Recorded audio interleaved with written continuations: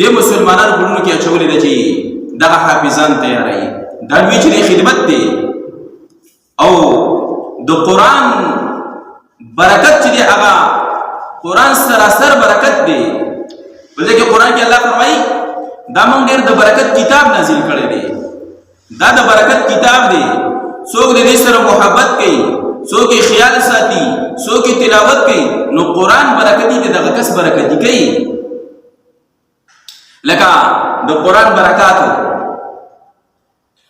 په کوم رحیل باندې چې موږ د قرآن دو و د دې پرشته کې نو ډېر کټکین جوړ خلک په دې پاسې کېني که نو چې مسلمان په دې کوم باندې چې قرآن موږ دو په دې رحیل باندې څوک نه کېني، هغه پرشته کې جوړ شوی که نه، خو نسبت د قرآن سره راغلی دی.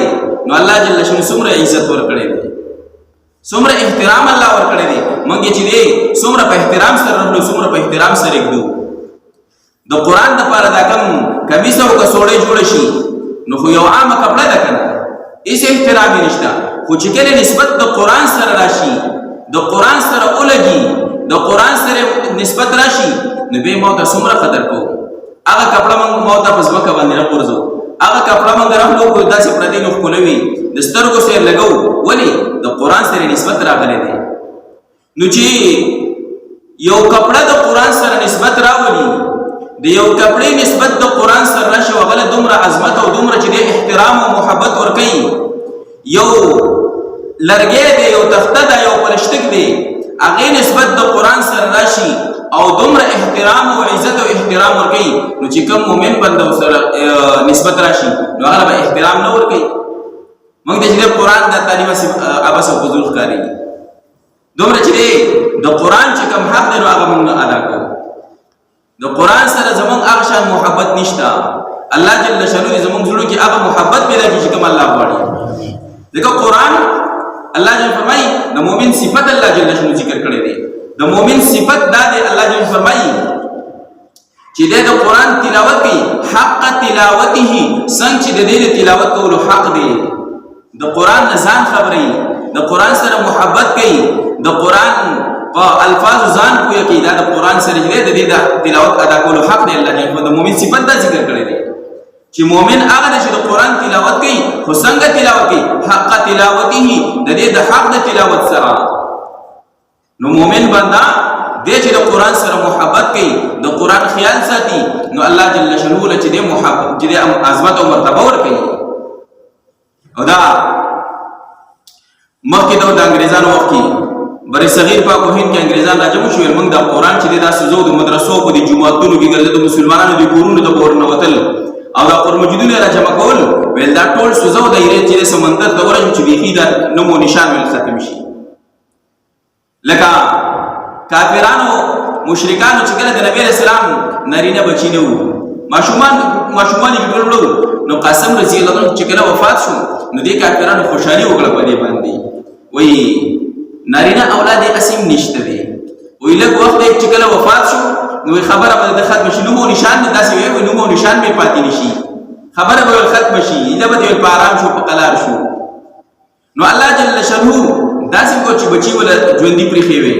خدا الله جل شانه دنیا ته ښودل چې کومو کسانو دا خبره وکړله چې د نوم او نشان به پاتې نشي.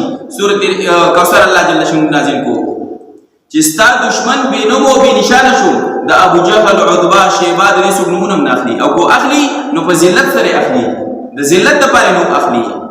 او د نبی علیه السلام نوم الحمدلله د مسلمانانو په زړونو کې چې دی هغه پروت دی او تر قیامته پورې به چې دی ژوندي الحمدلله انشاءالله. نو دا الله جل شانه ښیي دې ته. نو که انګریزان راجمع شول موږ د قرآن ختمو، د دې نوم او نشان ختمو، نو الله جل شانه دې بر صغیر پاک و هند هغه ختم کړ، نوم او نشان ختم کړ، الحمدلله قرآن هغه شان موجود دی. نو چې کله دوی لګیاو دا کولو، یو بوډا عالم چرته هغه دوی لکه څه کوي، وایي ستاسو د مسلمانانو دا کتاب نه دی قرآن مجید، ویل د دې نوم او نشان ختموو. ویل څنګه ختموئ؟ ویل داسې کار کوو چې دا ټول راجمع کوو د مدرسو، جوماتونو، د کورونو هر څه او سوځو د ایران چې د سمندر دونه چې بیخي ختم شي. هغه ویل ښه، ویل د پاڼو نه به ختم کوي، خو د زړونو نه به څنګه ختموي؟ نو هغه یو ماشوم بچی وغیره وغوښتو، ویل بچی دې خوا راشه. یو هغه ته ویل ښه ده چې نو انګریزي د قرآن اوس چې ځان سره وي تاسو در سره دي کم ځای کې تاسو کوي ته پوسټ وکي نو په یو ځای کې تاسو هغه د قرآن حافظ لګیا شو د بل ځای کې تاسو کو نو هغه تاسو به څومره قرآن مجیدونو به تاسو ختموي څومره به تاسو سوځوي خدای چې تاسو د دې سینونه به څنګه وباسي او تاسو ته داسې پته لګي څومره به تاسو چې موږ دغه ختمو د ماشومان او د حافظانو څومره به ختموي تاسو به څه پته لګي دغه نه تاسو خبر نه یې هغه نسبت خدای الله سره دی نو دغه نه به څنګه ختموي تاسو نو الله جل شانه دغه ذمہ داری اخیسته دا وزت د دې حفاظت کوم نو الله جل شانه د حفاظت ذمہ داری اخیسته ده حکومت په دغه حفاظت کې راشو نو ما ته چې هغه پیدا راکړي زما ستاسو لپاره خیر سبب دی او کنه ما ته خیال نه ساتو ما ته د حفاظت ذمہ داری نه اخلو نو الله جل شانه اسیم حفاظت کوي خو موږ به